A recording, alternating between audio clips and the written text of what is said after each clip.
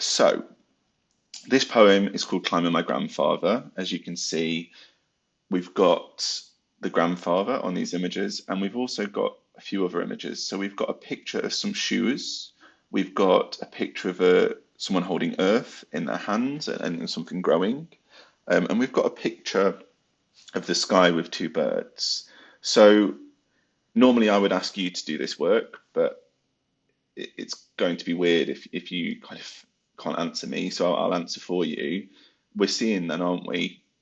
There's something about nature potentially. We've got the plant and the birds and the sky.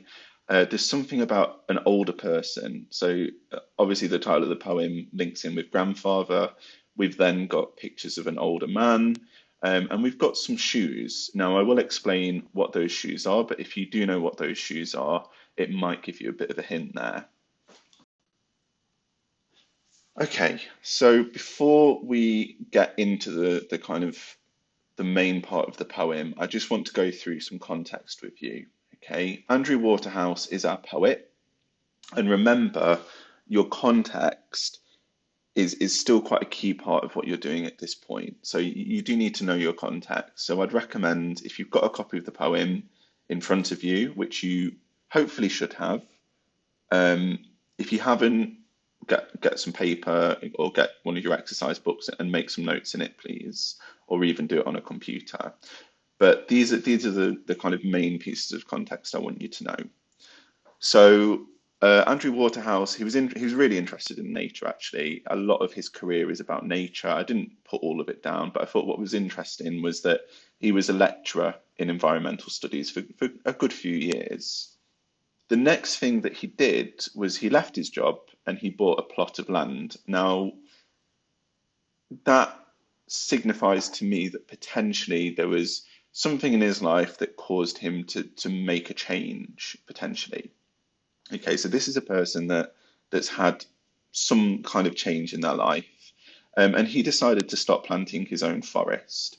Now, it might sound really simple to plant your own forest, but you've got to remember that that's quite an expensive thing to do, and that's something that requires a lot of maintenance, a lot of care, and a lot of hard work, a lot of physical work. And I'll come back to that in a little bit when we go through the poem. He was an environmental campaigner, so he was very keen on kind of looking after the planet, looking after the earth. And actually, that comes through in his writing career. So he didn't just write poetry, he wrote lots of kind of walking guidebooks on nature. So again, we're seeing a lot of nature there, aren't we? My last point is quite a sad one. Okay, so Andrew Waterhouse committed suicide in 2001 when he was 42. Now, this poem was written probably only a year or two before that. So this kind of poem, without going into too much detail, I think there's a few links we can make to that. But obviously, you have got, mental health in men especially isn't really talked about. Even now it's not really talked about as much as it could be. And actually, in 2001 especially, it wasn't particularly talked about. There wasn't a lot of support for men, and we need to keep that in mind as we read this poem. Okay, so the first thing I want you to do then is I want you to get the poem in front of you and I want you to give it a read. Like I've said, if you've not got your poetry anthology, which you should hopefully have, you should be able to get a copy of this either off Show My Homework, so I'll put one up there, or you can actually find a copy online. But please get a copy of this poem and read it. It's really crucial. And as you read it, I want you to think about these questions. So even if you've already read it, I'm just going to ask you to pause this video, read through the poem, and have a look at these questions as you're going through and make some notes about that as well.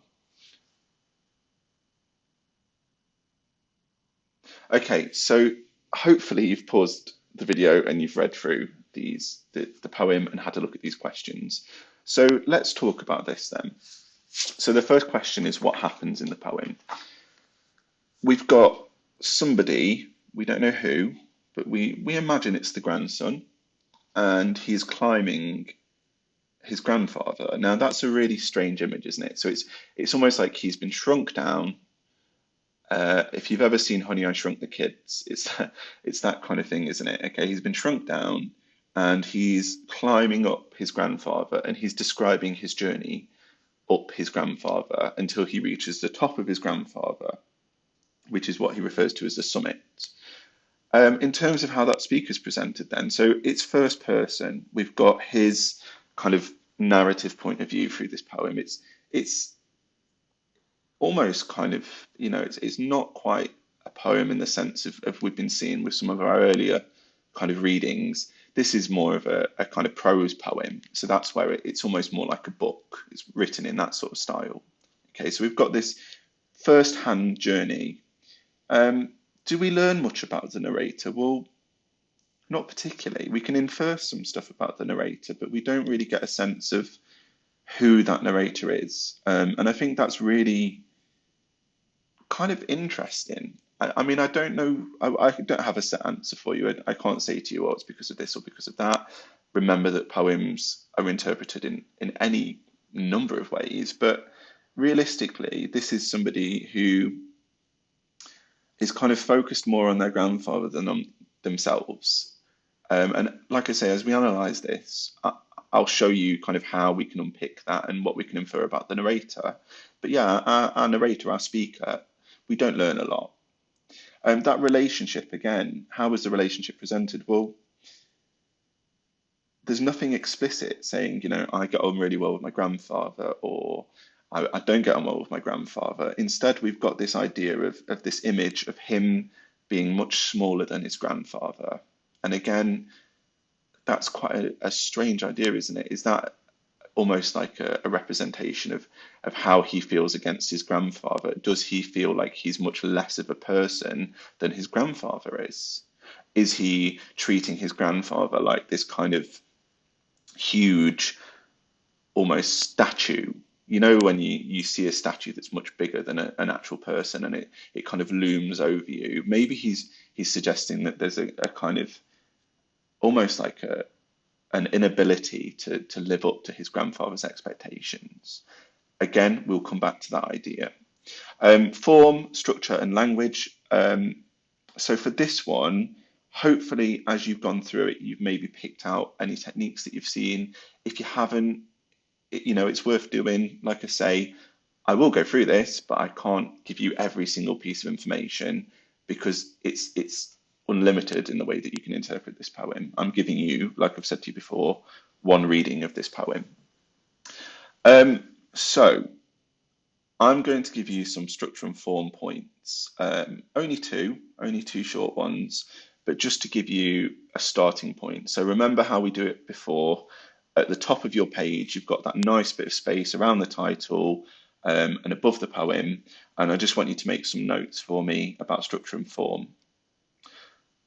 So the first point I want you to note is that it's one big stanza. Okay, it's one long stanza. Think about how that looks then. So if I gave you, for example, a text to read that had no paragraphs and it was 15 pages long, I imagine that you would be intimidated by that. I imagine that you would probably not be too happy about reading that because it's intimidating, isn't it? There's no breaks, there's no places for you to stop and to rest, okay? And it's the same with this poem. It's one huge chunk of a poem. And that reflects, doesn't it, that idea that he is climbing his grandfather and he's linking his grandfather to being like climbing a mountain, okay? So remember, our first structural point is it's one long stanza and that creates a sense of intimidation. The second point that I want to make to you, and remember, it's always really important to have a look at this even in your unseen poetry, which I know you've been doing some of. It's that kind of fact there's no rhyme scheme. There's a lack of rhyme scheme here, okay? There's no kind of set pattern to this. There's no kind of nice patterns that we can pick out. Actually, it's in what we call free verse. Okay, which means that it's got no set beat to it. Now that lack of rhyme scheme indicates a lack of order. It indicates that idea that actually we can't find a pattern to fit this. Okay, so that's your next one, that lack of rhyme scheme representing that lack of order, that difficulty that he will have navigating this journey. It's not simple, it's not straightforward, it's kind of all over the place, it's unpredictable. And again, that links in with that idea of intimidation. Okay, so we've got some definitions here. The first thing that I want you to do is find these words. So maybe pause this video, find these words, and underline them if you don't know them. And then that way, when I'm talking through these definitions, you can make a quick note. Or equally, you could do a little kind of little set of definitions at the bottom. But the first thing we've got is brogues. Now, for those of you that don't know, if you look at the picture on the left of the slide, that is an example of a brogue shoe. Okay, so these are interesting actually because when the poem was written in the 2000s, they weren't, I would argue they weren't very fashionable. They would be classed as kind of granddad shoes. They have become a lot more popular now. And actually, we have to ignore that a little bit because remember, this is kind of contextual here. These shoes, like I say, have been around for a long time and they are very much associated with granddads. So we've got our brogues, we've got traverse. Now, traverse means to cross a rock face, but not necessarily in a straightforward line. When you climb a mountain, you might have to go from side to side. You might have to go down a bit to go back up. And it's that idea of it's quite an awkward thing to traverse something. Splintered means something that's kind of cracked, crumbled, split. Potentially, if something's splintered as well, it's a little bit dangerous. So let's think about that idea as well. What would that suggest when it's used? To have a purchase on something. So you might think purchase means kind of to go to a shop and to buy something. But here it's got a different meaning. It means to kind of have a grip on something. Okay, so you would have a purchase on something. Screed. So screed, again, it's kind of like a covering of something. On a mountain, screed would be kind of a thin covering of kind of gravel and small rocks that would be quite loose.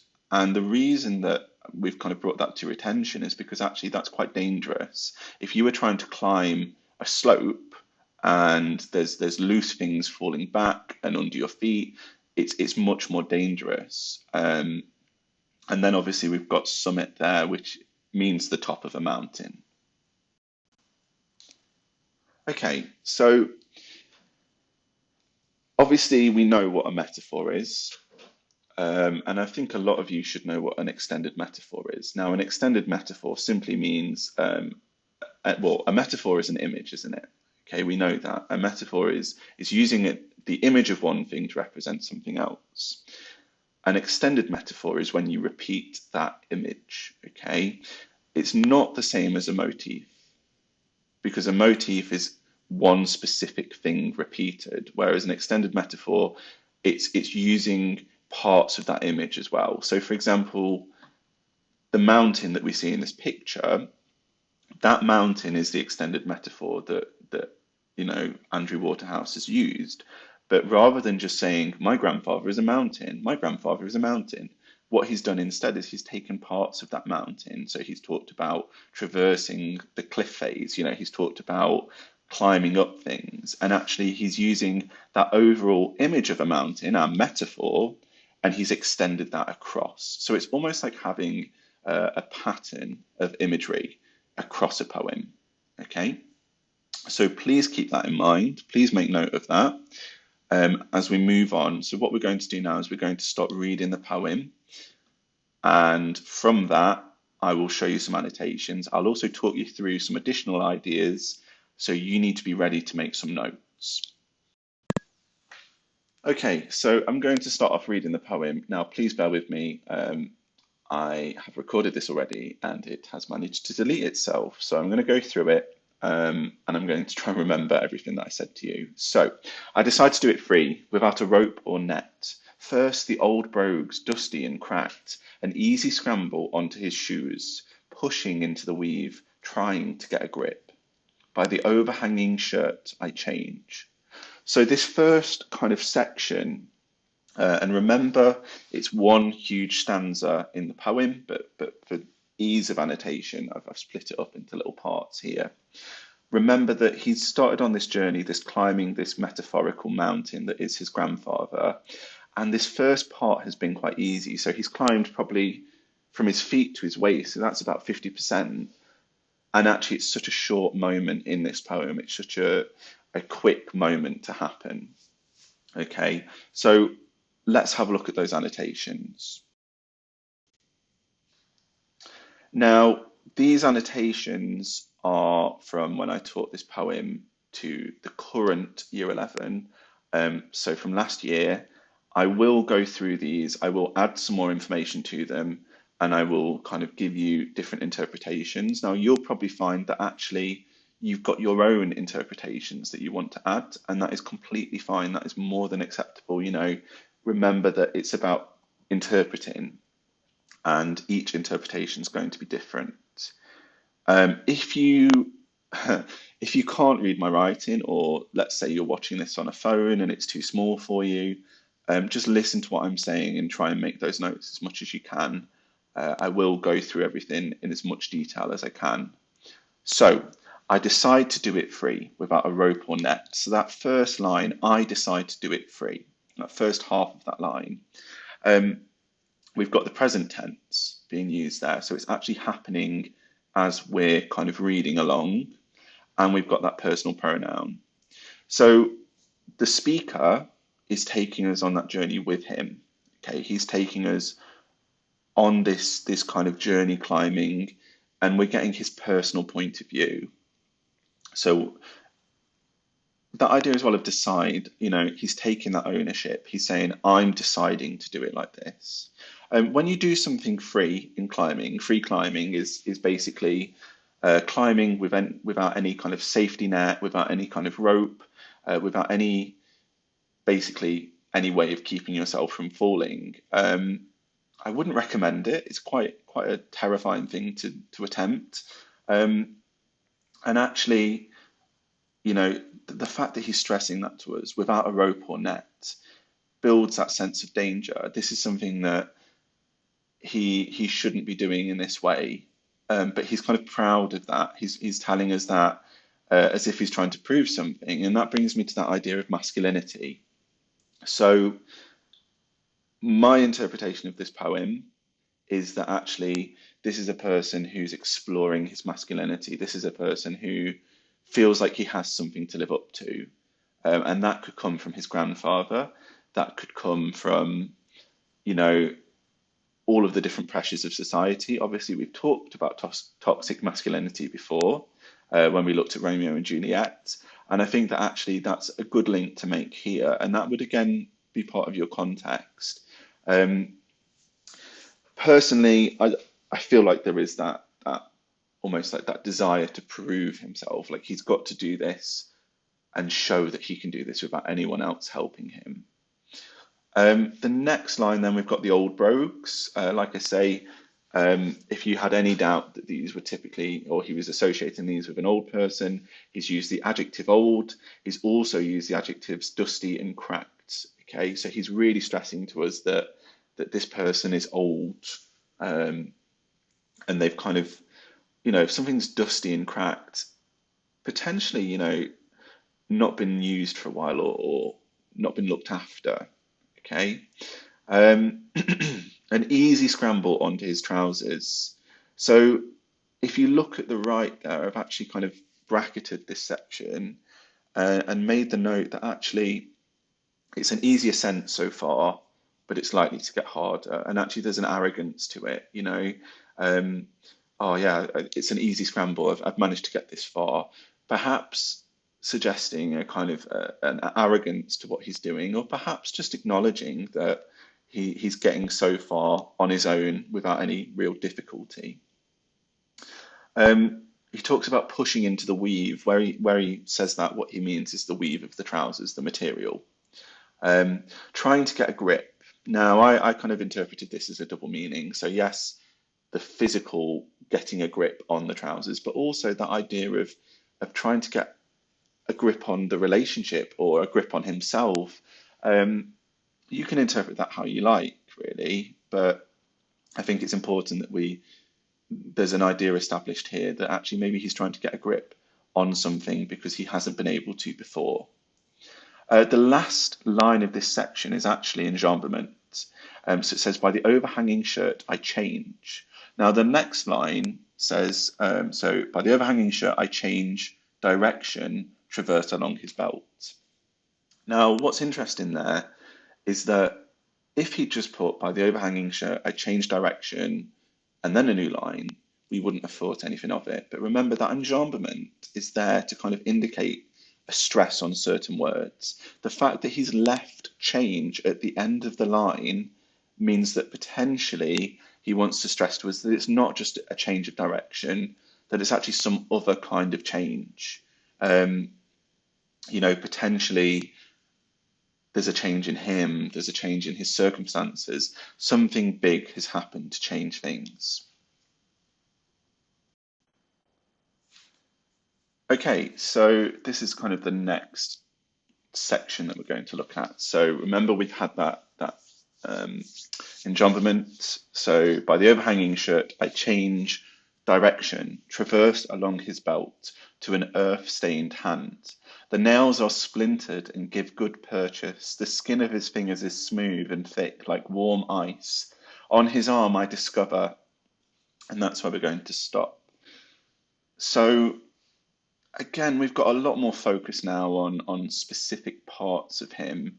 Um, Maybe because they're more interesting, but equally maybe because we learn more from these parts as well.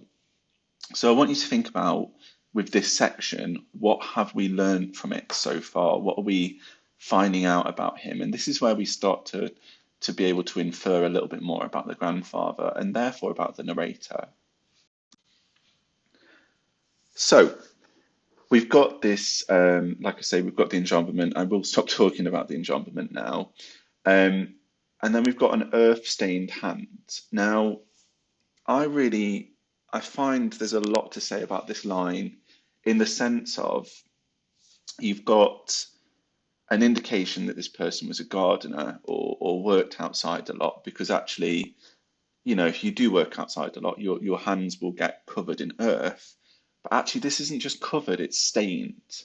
And I think that actually that kind of adjective, stained, used here as earth stained as that adjectival phrase, um, is actually really interesting because it suggests that the earth has become part of him, and actually he's worked with the earth so much that it becomes almost like a mark on his skin. And that gives him that link to nature. And remember that context that we talked about and that I talked you through at the start there. Again, it links to nature. It links to that idea that Andrew Waterhouse was very much interested in nature. He was interested in the earth. And here we've got somebody that he's likely to look up to that works with the earth. Now, I can't ignore that idea of masculinity as well.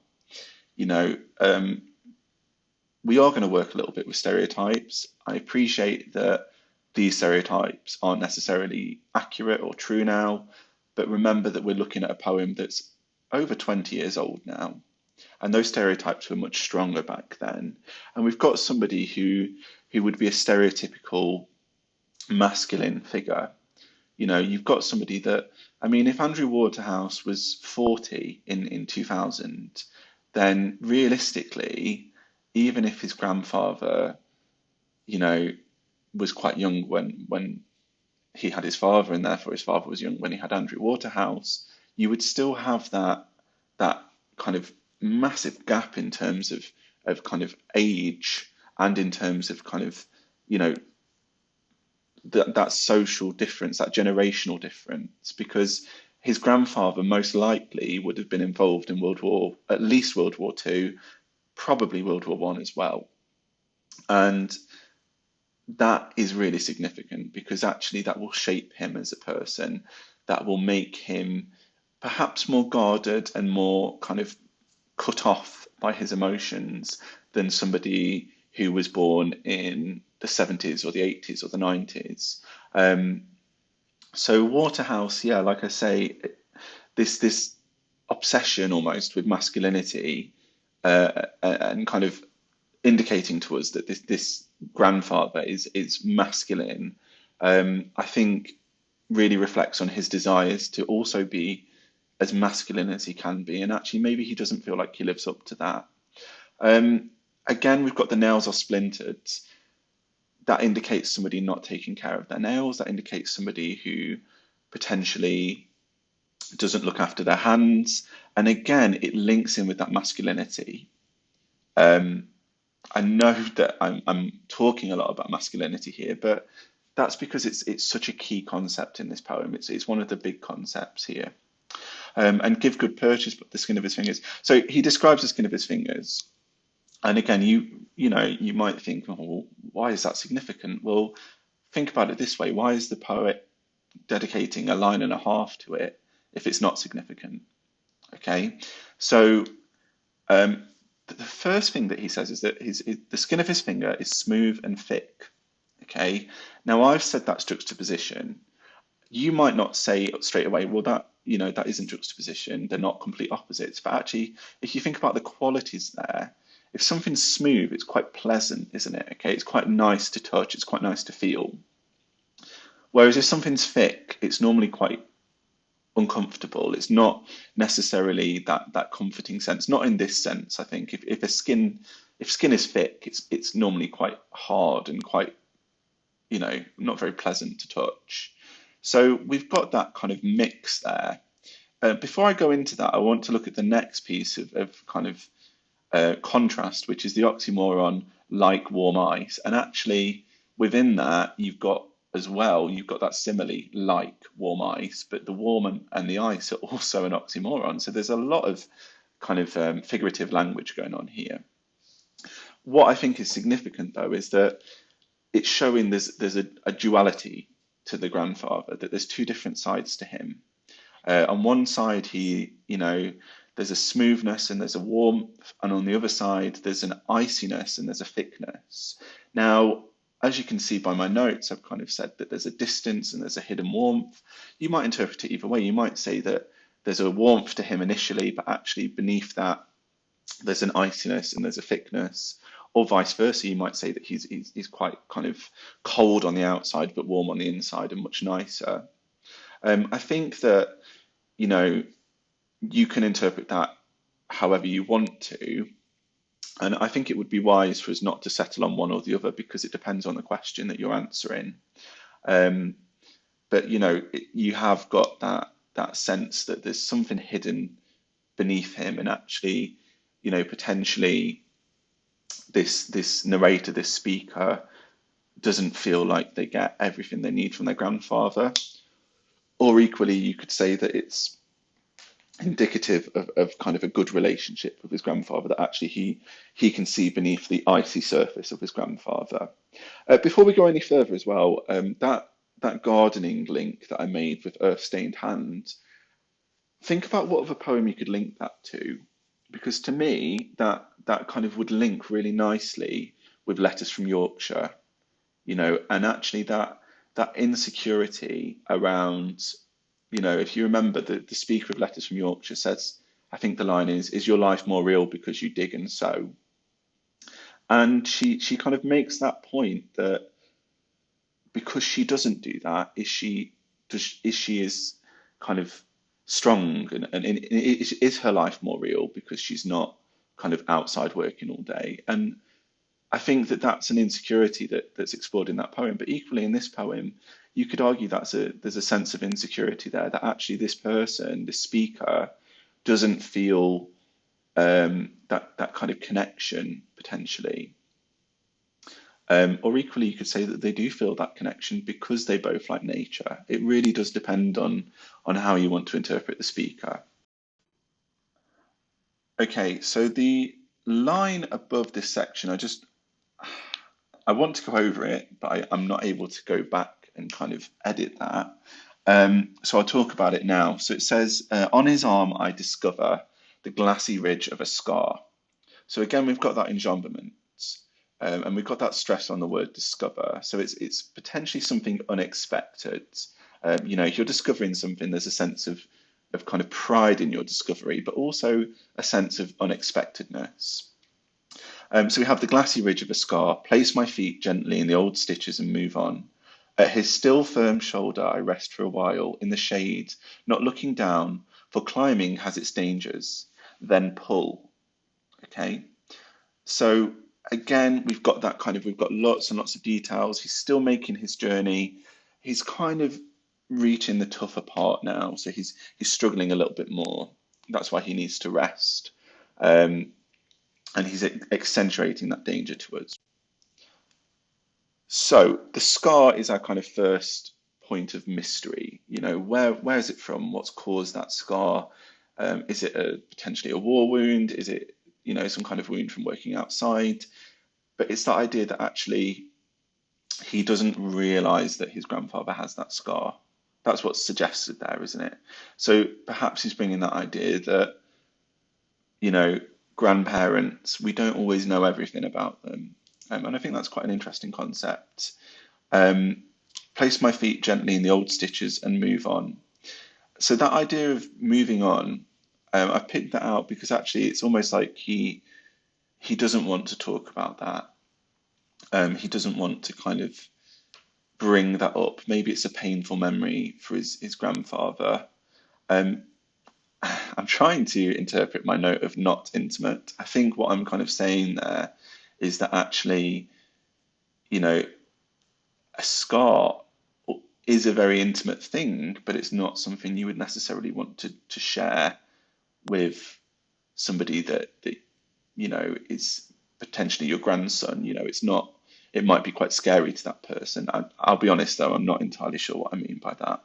Um, at his still firm shoulder, I rest for a while. So the idea of his shoulder still being firm, if something's firm, it's not soft, but it's not hard. It's somewhere in between.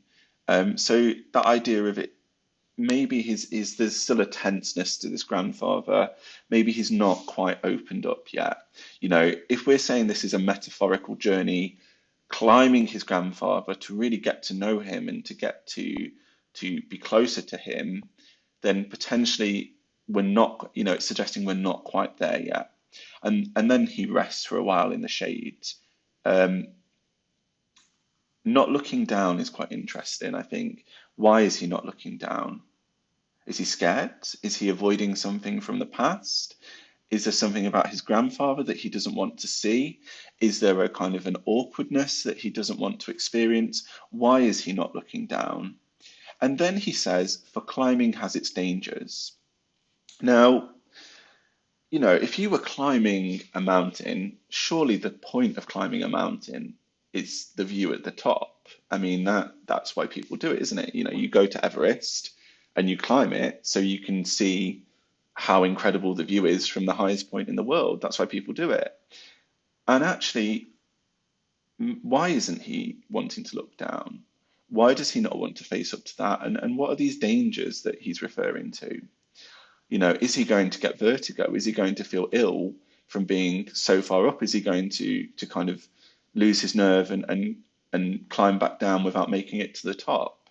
And actually, it's a hugely metaphorical moment, really, because these dangers could be anything, and that's our interpretation. It's the poet has purposely kind of left it vague. I would argue maybe there's something that he doesn't want to see, or something that he doesn't want to kind of face up to. Maybe that's what it is. So again, your interpretation is just as valid as mine. Have a think about it. But it's that there's something that he doesn't want to deal with there.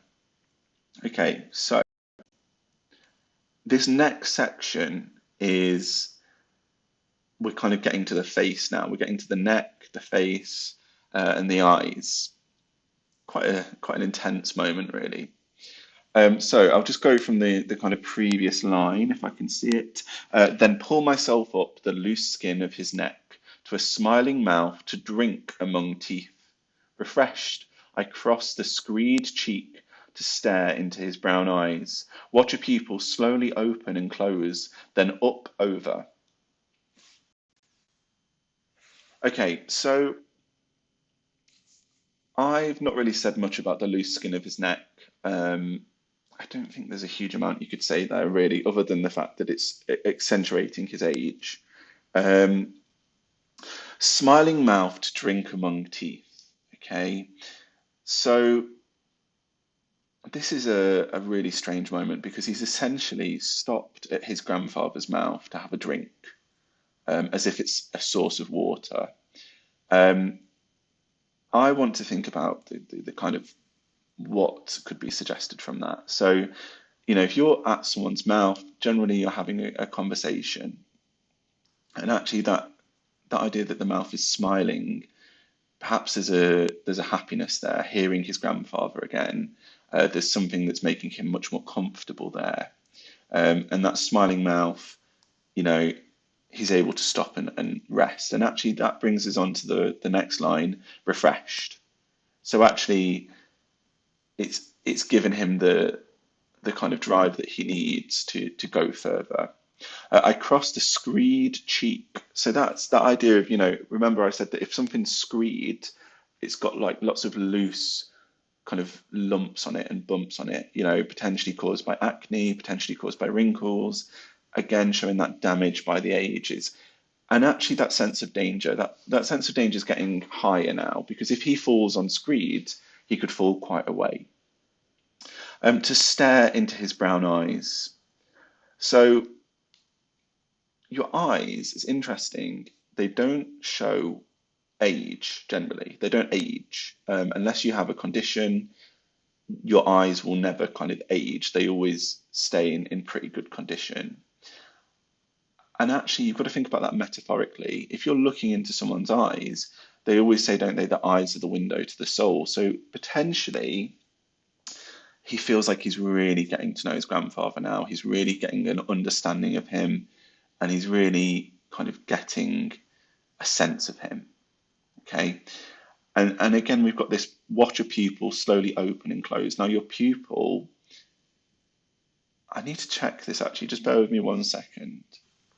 Okay, so this is the reason I've stopped and just checked that is because it's quite an odd image. Your pupil in your eye is the kind of black bit in the center. Okay, it's actually a hole. And it says watch a pupil slowly open and close. Now, your eye opens and closes, but why is he specifically said a pupil slowly opening and closing?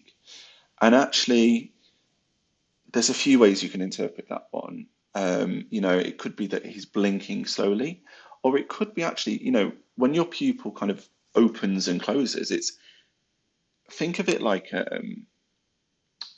I suppose some of you might have seen like an old-fashioned camera lens where you can kind of make it smaller and make it bigger. It's what we call an aperture, okay? And it's basically an opening that you can make smaller or wider.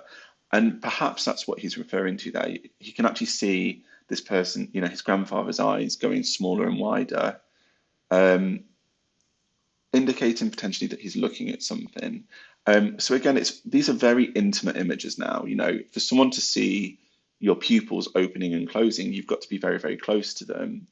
And I'm going to bring that idea in a little second. So we'll just read the next bit. So then up over the forehead, the wrinkles well spaced and easy, to his thick hair, soft and white at this altitude, reaching for the summit, where, gasping for breath, I can only lie, watching clouds and birds circle.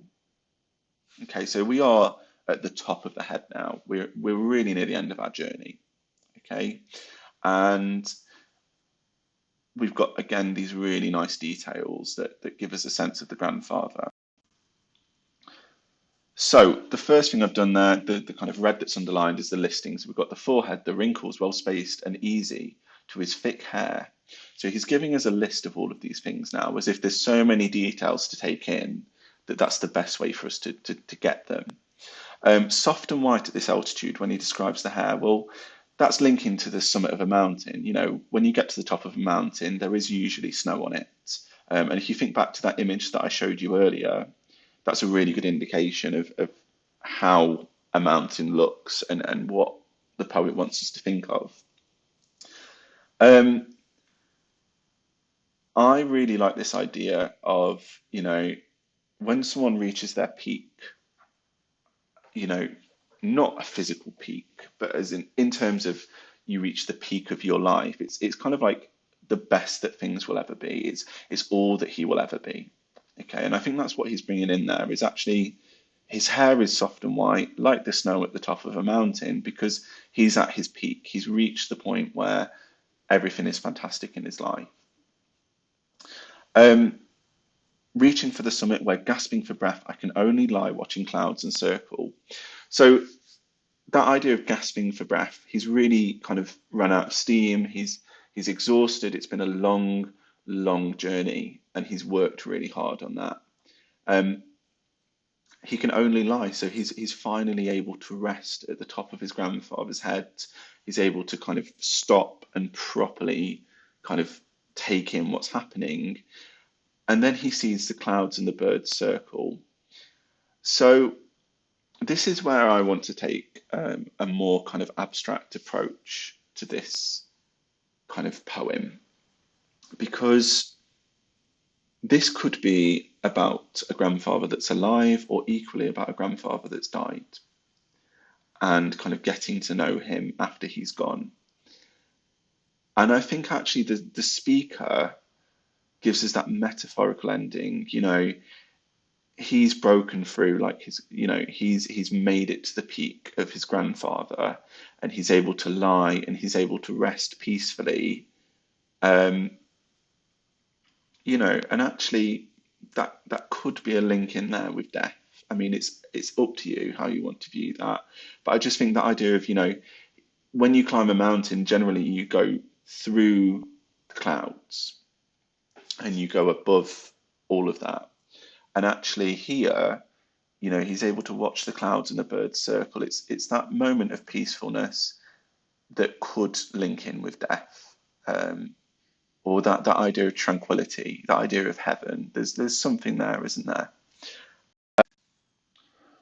Okay, so this last two-line section, feeling his heat, knowing the slow pulse of his good heart. Okay, so these are our last two lines. Now, annoyingly, we're missing a full stop at the end of that, but they're our last two lines. So, if you can feel the heat of somebody, again, it's that warmth and that intimacy. And again, the slow pulse of their heart, it's suggesting that they're finally close, that they've reached a point where there's a closeness, that he has become very much like his grandfather, and he feels like he's lived up to being like his grandfather, that he's achieved the summit of his journey. And again, we've got that link to death there, the slow pulse of his good heart. Now, I don't want to play the death aspect of this too much, because actually, if your heart is slow and if your pulse is slow, it means that you're relaxed. Okay, it means that you're peaceful and you're happy and you're content. So potentially that could be the idea that the poet's going for. So that is the end of the poem. I hope that you found this useful. I hope you've got some really good notes out of this. I would love to hear your interpretations of this poem. Remember that you can find copies of this annotated online. You can find different interpretations. Please don't assume that my interpretation is the only one that you can use. There are hundreds of different versions that you can use. What I would say is that, you know, the reason we're doing this as a video is to give you hopefully a more detailed understanding than if I just gave you notes. I would appreciate, you know, taking the time to copy down these notes. It's a really key part of your learning, and actually it's really important. Now, I want you to make the most of this time at home. I want you to be revising as much as you can, and I'm going to keep slowly drip feeding new content to you. So please don't assume that this is the end of me sending you videos. I'm sure there'll be a lot more to come because actually we do need to start covering that newer content. If you've got any feedback for me at all, just give me an email or send me a message on Show My Homework. Like I say, if there's anything that you're not clear about, get in contact. That's why we're here, guys. So I hope you're all well. I hope you're staying safe, and hopefully I will speak to you soon.